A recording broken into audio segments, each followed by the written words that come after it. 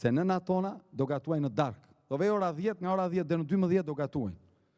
Do lajnë robat, do e kurosin, do i bëjnë gjitha shërbimet në atë fashë orare që çmimi është i lirë. Dhe do të ulet shumë fatura energjisë elektrike për njerëzit. Dhe ditën do na çlirohet rrjeti nga mingarkesa dhe ditën do konsumojnë fabrika s'ka këtu, po punishtet. Po s'ka.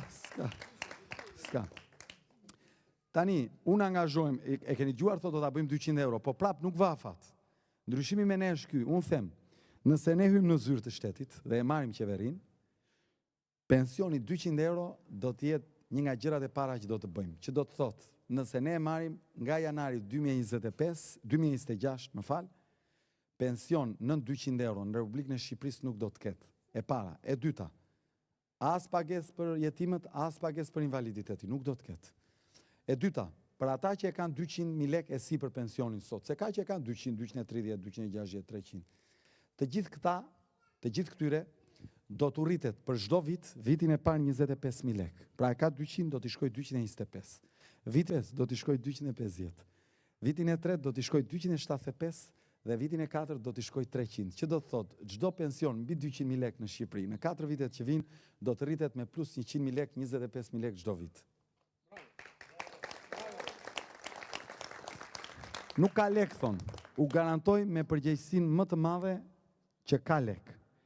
Ka lek për t'i rritur dhe pak më shumë, por ne do të tregojemi pak të kujdesshëm, sepse nuk duam që gjithçka ta çojmë te fondi i kujdesit social, duam që t'i japim një frymë shumë të madhe dhe investimeve në arsim, dhe investimeve në shëndetësi dhe në biznes.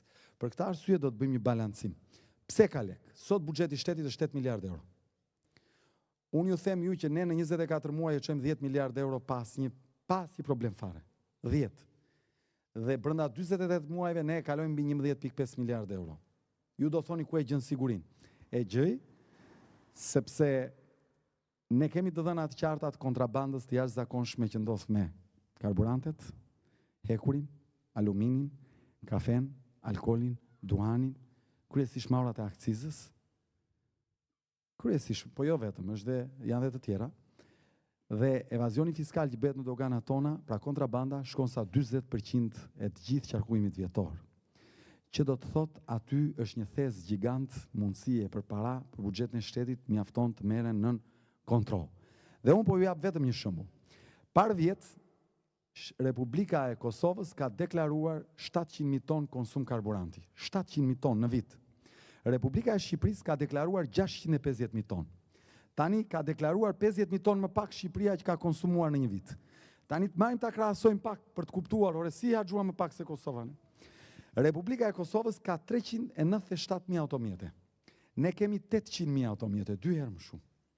Atëherë si harxho kemi 50.000 ton naftë më pak ne? Republika e Kosovës ka 0 mjete detare, se s'ka det. Ne kemi disa mira, nga skafet e thjeshta e deri te anijet tregtare dhe ushtarake, disa mira.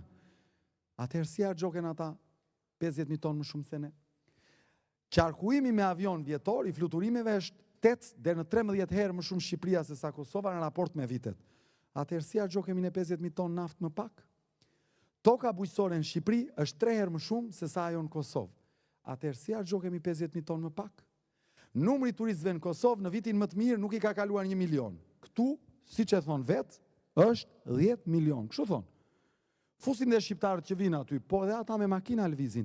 Atëherë, ku ne kemi 10 herë më shumë njerëz që lëvizin në këtë vend si turist, si harxhokemi ne 50.000 ton naftë më pak? Unë ju them me përgjegjësi të plotë. Një ekonomi me prodhimin kombëtar sa që ka Shqipëria, me territorin e Shqipërisë dhe popullsinë që ka Shqipëria, dhe numrin e mjeteve detare dhe toksore e ajrore që ka Shqipëria, nuk mund të harxhoj kurrë më pak se 1.2 milion ton. E di si është kjo punë? Është si puna e të bërit pilaf. O do hedhësh një gotë oris dhe 2 ujë, unë ngatrova apo e thash saktë? Rregull. Pra, një gotë oris dhe 2 ujë që të dal pilaf. Po s'hodhe këto s'del, edhe ekonomia për të prodhuar këtë prodhim kombëtar që kemi ne, pa 1.2 milion ton naftë nuk ka shans. Atëherë çfarë ndodh? Na mungokan 450 dhe në 500.000 ton naftë. Na mungojnë. Hykan kontraband. Sa është ngarkesa fiskale që duhet merrte shteti për këto? 500 milion euro. 530 miliard lek. E dini sa në vit, e dini sa, vetëm për karburantet. E dini sa lek janë këto? Këto janë lek që ne t'i rrisim pensionet tuaja, si që unë thash, të rrisim dhe një pjesë të rrogave, jo vetëm pensionet. Këto janë lekët.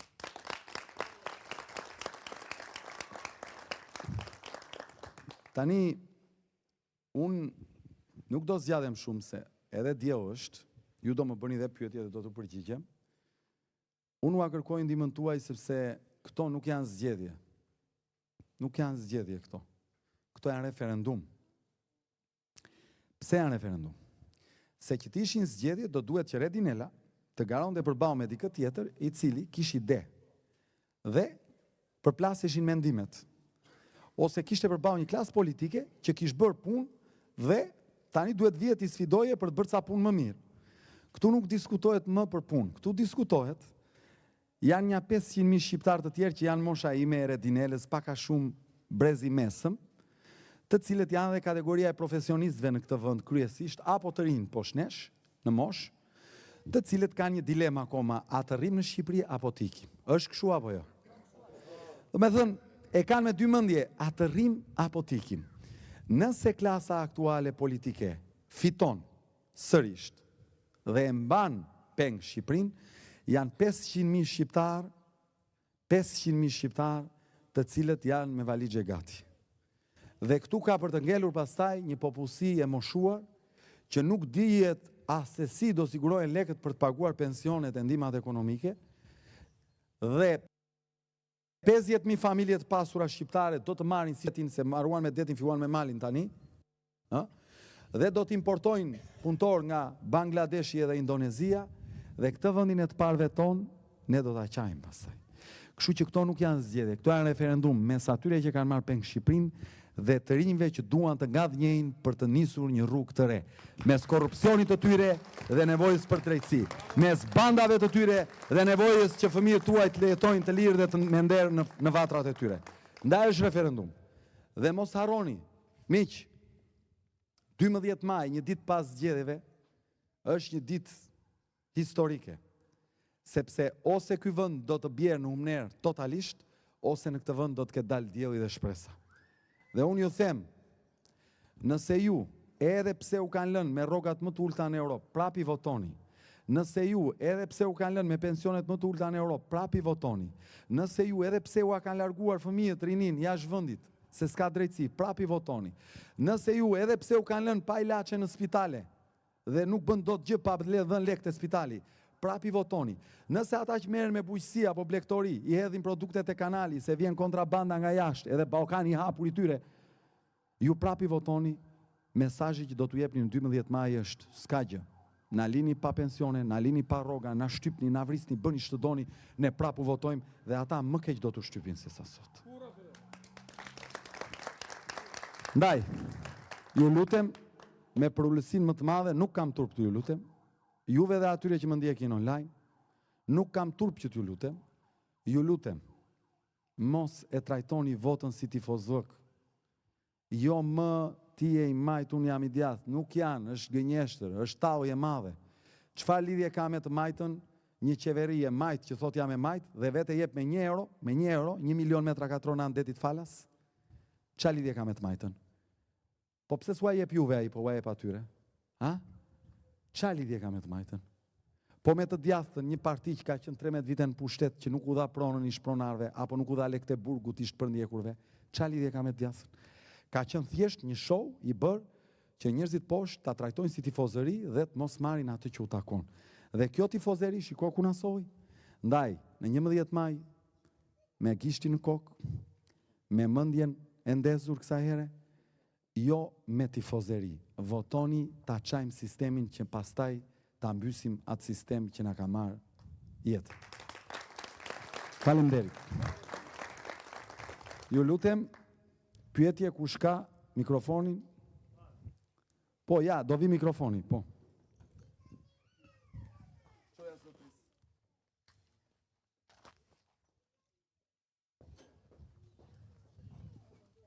Zoti Ilir Vasili, je një eksepcion gjithë jetën. Ne na le në diell, për vete rrinë hije. Një jetë të tërë. Po.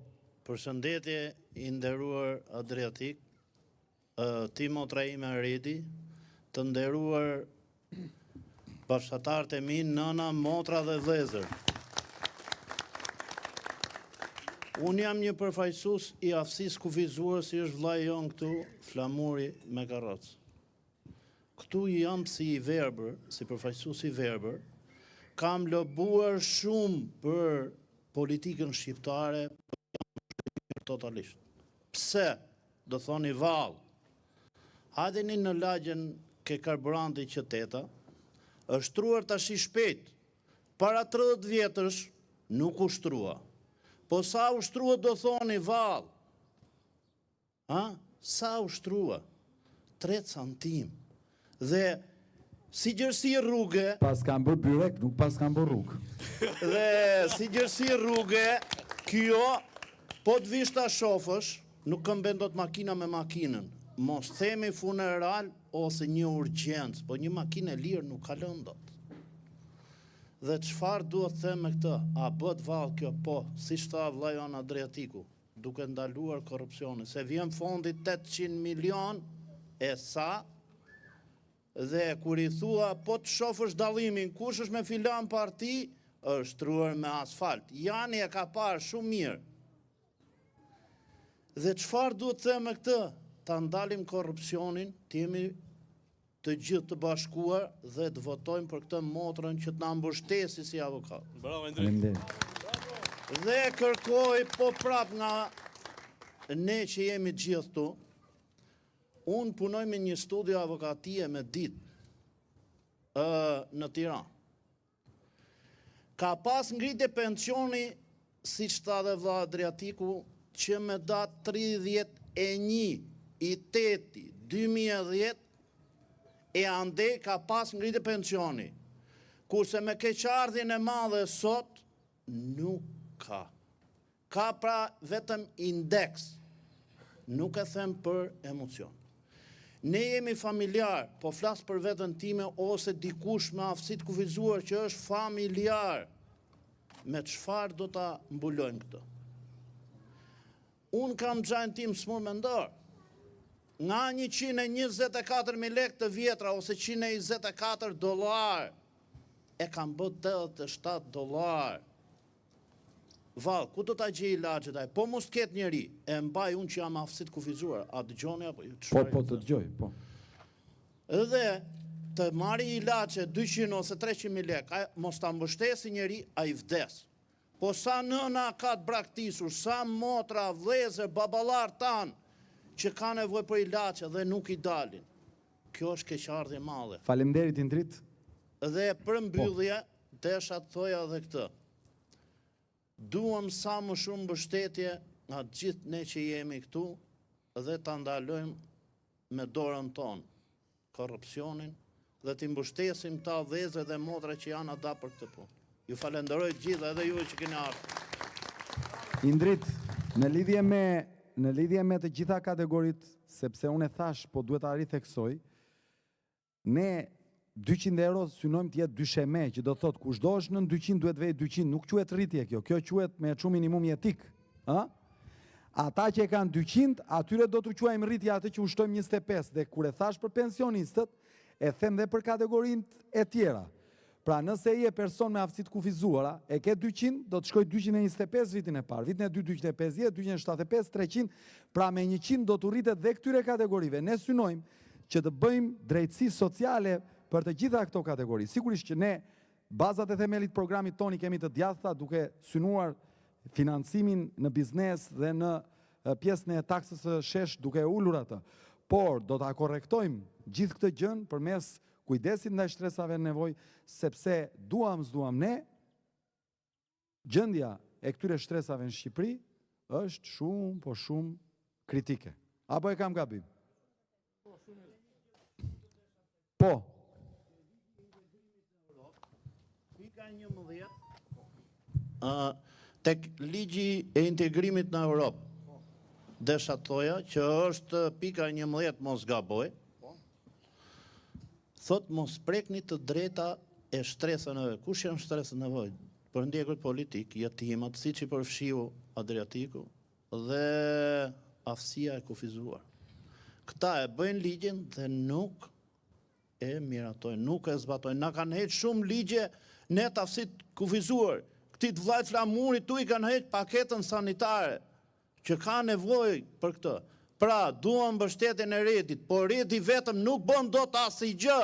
Është si puna asaj kalas që do ushtar të fortë që ta mbajnë, se vetëm komandantja nuk ka ç'bë. Faleminderit. Dhe këtë e kërkojmë me sinqeritetin më të lartë. Faleminderit shumë Indrit. Faleminderit shumë. Po. Keni vënë ju, keni dëgjuar se këta që janë me vëllezërit e motrat që kanë probleme me shikimin, e kanë dhe këtë mbulimin e kujdestarit, po kategoritë e tjera nuk u njihen sigurimet shoqërore dhe shëndetësore kujdestarëve.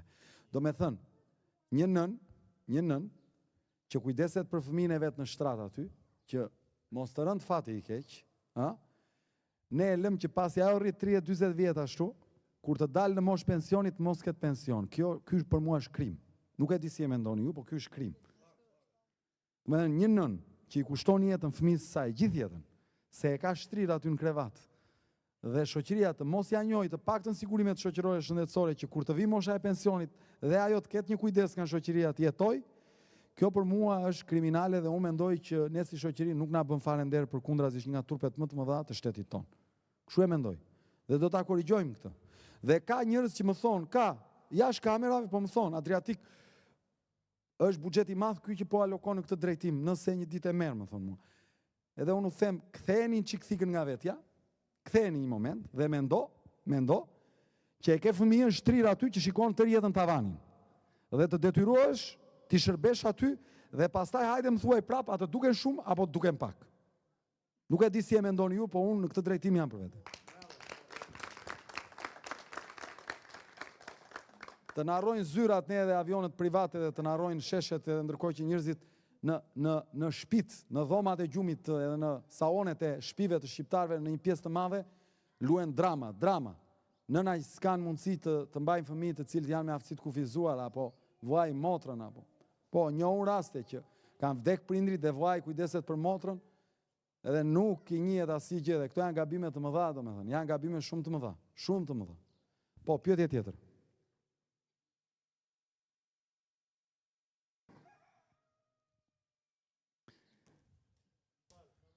Po, ja të vi mikrofonit të lutem.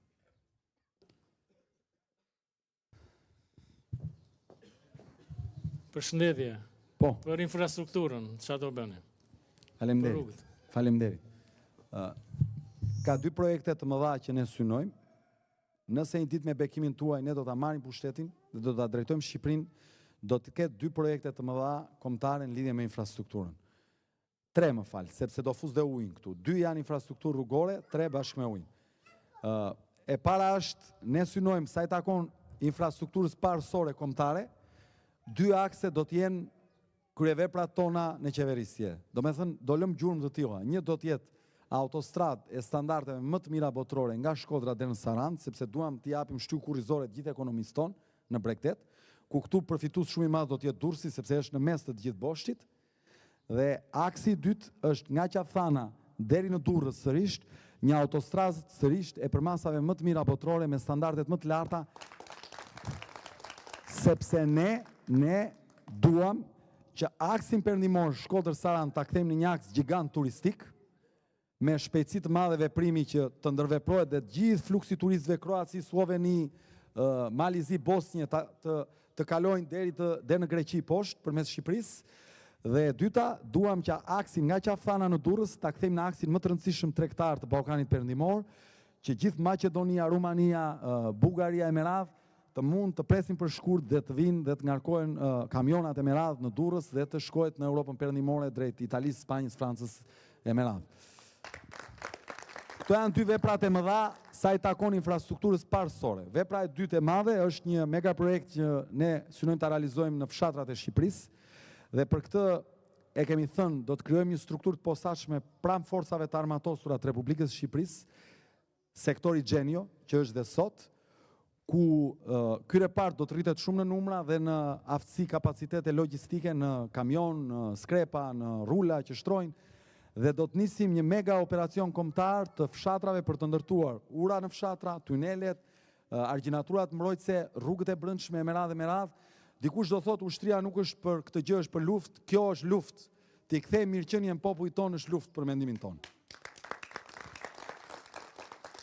Dhe kjo do të na bëjë të mundur që ushtria jonë të furnizohet me energji të reja, sepse të gjitha ata që do të jenë pjesë e këtij reparti të jashtëzakonshëm, përveç rrogës ushtarake, pra si ushtar, do të marrin edhe dieta ditore, të cilat do të jenë dieta të kënaqshme shumë, do të variojnë në vlera të cilat do të lënë atyre fitime të mira për familjet e tyre. Nuk mund të bëjmë tendera ne për çdo cep rrugë dhe i bëjnë kështu siç i bëjnë, do ta bëjmë me një mega projekt kombëtar këtë gjë. Kaq. Në lidhje me ujin, ka 1700 ca ujë sjellës sa Shqipëria, han pa porta, diku hidhet klor, diku nuk hidhet, diku janë të rrethuar, diku s'janë, diku ngordhin bagti, diku ashtu, diku kështu. Ju harxhoni, do të shteti shqiptar harxhon për pompat në stacionet e pompimit mbi 60 milion euro në vit, ndërkohë nuk u llogaritet dot sa harxhojnë qytetarët me pompat që kanë vetë në shtëpitë e tyre. Nuk u llogaritet dot tamam kosto e depozitave që blihen çdo vit, dhe nga ana tjetër e kemi llogaritur se ju, pra ne si qytetar harxhojmë mbi 200 milion euro, pra mbi 200 miliard lek në vit për të blerë ujë të pishëm me bidona. Tani, çfarë do të bëjmë për këtë? Ne synojmë të bëjmë një mega projekt që quhet Magjistrali e Ujit, kështu e quajmë, Magjistrali e Ujit. Ne kemi parashikuar me një magjistrale kryesore, por nga ekspertët gjatë konsultimeve që po bëjmë tani, sepse ne dëgjojmë, na rezulton që ndoshta do të ishte më mirë të bëheshin 2 deri në 3, sepse kjo do ta bënte më të mundur furnizimin. Çfarë do të thotë Magjistrale e Ujit? Ne synojmë që të marrim diku në zonën e Dibrës në një kuotë të lartë ujë për pije për gjithë aksin perëndimor të Shqipërisë, që njerëzit ta kenë për të pirë, dhe duke qenë në kuotë të lartë uji do të vijë pa pas nevojë për stacione pompimi, pra deri në ulësinën tonë perëndimore vjen me rrjedhje të lirë, dhe qendrën e grumbullimit të ujit atje do të jetë sigurisht në një standard shumë të lartë dhe të ruajtur, dhe në hyrje të çdo qyteti në ulësinën perëndimore, pra duke nisur që nga Shkodra, Lezhë, Kamza, Fushkruja, Durrësi, deri në Lushnjë, Fier edhe deri në Vlorë, ne synojmë që në hyrjen çdo qyteti të ketë pastaj stacionet e degëzimit për qytetet. Kjo do na mundsojë që të na vijë ujë me cilësi, pa ndërprerje, dhe bëhet fjalë për një projekt që siguron ujë për dekadat e ardhshme, jo më për tani. Kjo është zgjidhja e madhe. Këto zgjidhjet me tubacion këtu, rrip atje, një tubo atje, ngri andej, zbrit këtej, këto nuk kanë dhënë efekt dhe duhet të zhbëhen. Duhet t'i japim Republikës formë. Duhet t'i japim formë. Faleminderit.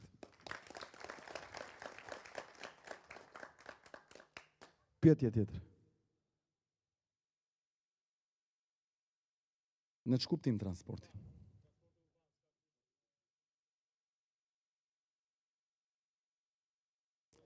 Është e vërtet.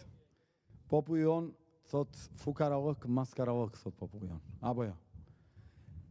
Që të arrimte deri te këto, ne na duhet njërë ta vëmë në shina. Është si puna e kësaj shtëpisë, kur është ndërtuar kjo, jam i bindur që si fillim ka nisur nga themelet, kolonat, çatia, mandej jemi marrë me duraluminet, pastaj me mobiljet brenda, në fund fare kemi blerë lugë, pirune dhe thika. Besoj unë. Edhe puna e shtetëndërtimit është e tillë. Ne na duhet të ndërtojmë shinat, ta vendosim në shina, dhe kjo bëhet përmes hapjes garës, ligji për referendumet në aspektin ligjor. Së dyti, na duhet që të financojmë fuqishëm fshatin shqiptar përmes subvencioneve, së treti, biznesit shqiptar të ulim ngarkesën fiskale dhe ta formalizojmë ekonominë, dhe pastaj me projektet në mëdha infrastrukturore që unë thash, të rrisim ekonominë dhe të jesh i bindur që do të vim deri te, ndoshta nuk do të jem unë personi që do ta arrit ta bëj tamam atë, sepse nuk kam ndërmend që në këtë rrugë të rri pafund, por duke e vendosur ekonominë në shina, ajo është si punë e biçikletës. Vështirë është në fillim sa merr, edhe i jep, pastaj po mori do thjesht inercinë ta mbash edhe të ecësh në mënyrë të vazhdueshme. Të them që të gjitha këto do bëhen tani, do të gënjeja, nuk ta them dot, sepse këtë trashëgojmë. Po ajo që të them me bindje është na duhet të ndërtojmë një herë shtratin, themelet ligjore të një shteti demokratik, real, dhe mandej ekonomin, sepse ekonomia është thelbi. Po s'bëm ekonomit, gjitha këto tjerat janë prava me mbret. Dhe mandej ekonomia do të na prodhoj pastaj çdo gjë tjetër. Po patëm para njerëzit. Shiko, ne nuk jemi popull që nuk e ka inteligjencën e dur. Mjafton të prodhosh ekonomit, i bësh shqiptar të kenë lek në xhep edhe njerëzit këtu janë artista, nuk ka si dyshim kjo. Po. Tjetër? Edhe bëhet, po e mbyll, me që se s'ka tjetër, në çdo qytet që vete i pyes, ore, ka ndonjë fabrik në zonën tuaj? Po jo punishte, fabrik dhe mund, që ka 600 punëtor, 1000 punëtor, edhe prodhon. Jo nga këto që ngjisin në lidhset e këpucëve, mo jo fasoneri. Fabrik që prodhon. Ka? Nuk ka. Pra ne jemi një shtet që në 92-shin, tani unë i them ati që ka kaluar qoftë largu se këshu e quaj, po në 92-shin ne, mirë keq, trashëgonim mbi 600 fabrika dhe uzina. Sot që ne, dhe ishim vendi më i industrializuar i Ballkanit. Sot që ne flasim, jemi vendi që nuk ka asnjë gjë nga këto. Ajo po e po atë, po le atë. Se më kujtove, e mbylla me këtë. E kujtoni si thot, do të sjell pasaportën europiane? Dale tani. Po pse pasaportat bën europian? Po të që këshu, ne kemi 16 vjetë që jemi antarësua në NATO, në aleancën më të fuqishme që ka pas njerëzimi ushtarake në histori. Po të që ky standard që të bë ka thjesht antarësimi europian, duhet na kish bërë antarësimi në NATO të kishim ushtri sot moderne. Sot ushtria me atë para 16 viteve, ka ndonjë ndryshim? Mos është më keq se më mirë harrohet atë punë. Djem dhe vajzat i kemi të shkëlqyer nëse kudo shkojnë nëpër botë me misione shkëlqejnë, por problemi është që s'kan ata çat vejnë në luftaj, me bixhak to vejnë në luftaj. Faleminderit.